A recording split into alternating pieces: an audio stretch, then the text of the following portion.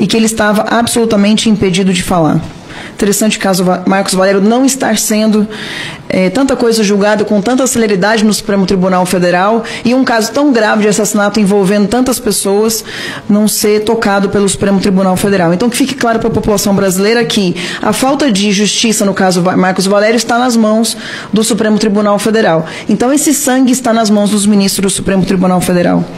Nesse mesmo depoimento, o Marcos Valério fala sobre uma conversa ocorrida fora de uma lanchonete em um hotel, em que José Dirceu Lula e Gilberto Carvalho estariam sendo chantageados por Ronan Maria Pinto.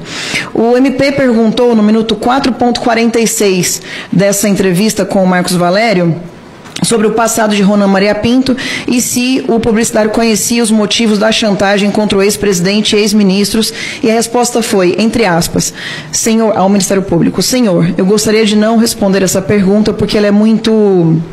O que eu fiquei sabendo é muito grave. O senhor não vai poder garantir a minha vida, senhor.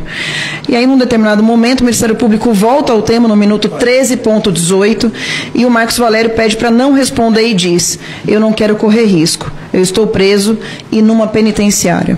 A pergunta que fica é, o que seria tão grave a ponto de alguém acreditar que o Estado brasileiro é incapaz de oferecer segurança?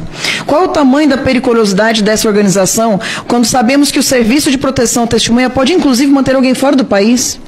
Ao dizer que corria risco de denunciar crimes que envolvam o Partido dos Trabalhadores, o PT, do senhor Lula, pelo fato de estar preso em uma penitenciária, o senhor Marcos Valério aponta que o partido tem conexões dentro dos presídios? A gente sabe que tem, inclusive com diálogos cabulosos.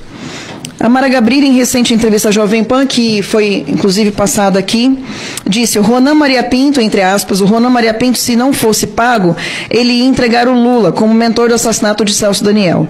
Esse é o teor da chantagem, e o Lula pagou. Como é que alguém não tem nenhum envolvimento pagaria? Por que pagaria?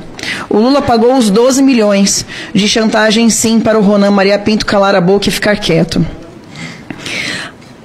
Enfim, eu queria confirmar aqui que, para fins de esclarecimento, é erro tratar apenas da morte do prefeito Celso Daniel. O número de mortos envolvendo apenas este caso chega a 11 pessoas, sendo que ao menos 8 já foram confirmadas a relação.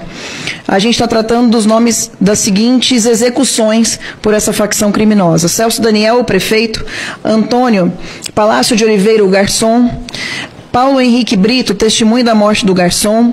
Irã Moraes Rédoa conheceu o corpo do Celso Daniel. Dionísio Severo, suposto elo entre quadrilha e sombra. Sérgio Orelha, amigo de Severo. Otávio Marciero, investigador que ligou para o Severo. Carlos Del Monte Prints, o legista. Legista, inclusive, esse que eu conheci. Tive a oportunidade de conversar com ele. E ele me disse que nunca tinha vomitado nenhuma vez em fazer em verificar um corpo. Foi a primeira vez que ele passou mal durante um procedimento. E que havia indícios, inclusive, de que Celso Daniel foi empalado. E ele não pôde colocar isso por medo. E é a primeira vez que eu falo isso publicamente, eu acho que precisa constar. Infelizmente, a gente não vai conseguir confirmar, porque ele foi assassinado. Então, é só a ponta do iceberg. Essa série de execuções podem ter sido apenas a ponta de iceberg de um esquema gigante construído pelo Partido dos Trabalhadores.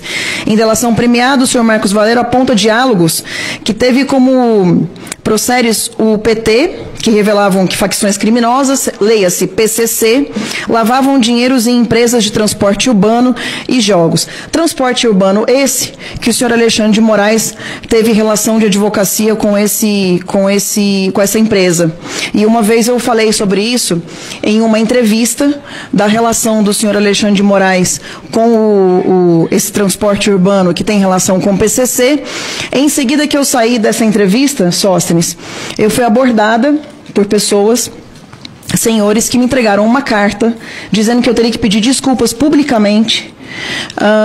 E que eu fui tentar procurar esse vídeo hoje não existe na internet, era uma entrevista que estava sendo divulgada online. Não vou falar aqui sobre onde foi, porque essa empresa também está tendo problemas, essa empresa de comunicação está tendo problemas com o Supremo Tribunal Federal, e foi abordada e disseram o seguinte: você vai publicar esse pedido de desculpas hoje ao Alexandre de Moraes, e não volte mais a falar do assunto. Eu fiquei calado durante 3 anos, isso foi há 3 anos atrás, mas eu acho que é importante voltar a falar, porque, sinceramente, a gente chegou num ponto em que não dá mais para ficar quieto e aguentar essas pressões. Hoje eu já tenho proteção da Polícia Federal, então me sinto à vontade para falar sobre a ligação do Alexandre de Moraes com o PCC.